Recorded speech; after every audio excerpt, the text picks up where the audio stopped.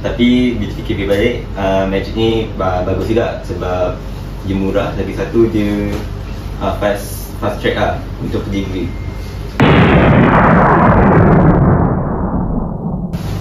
Okay, Assalamualaikum warahmatullahi wabarakatuh. Nama saya Emai.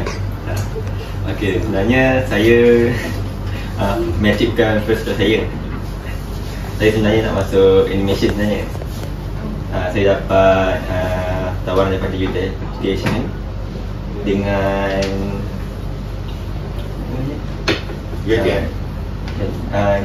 GMI.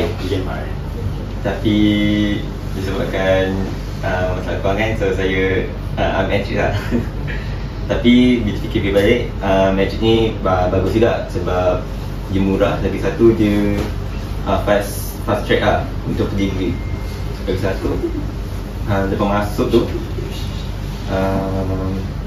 memang susah lah kan dia punya silibus semua. Tapi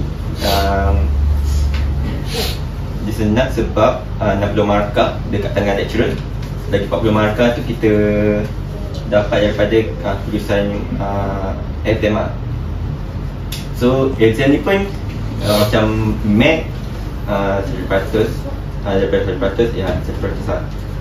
Kimia dengan fizik dia 80%.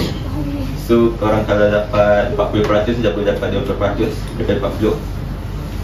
And then sains kau paling senang dalam 70% je.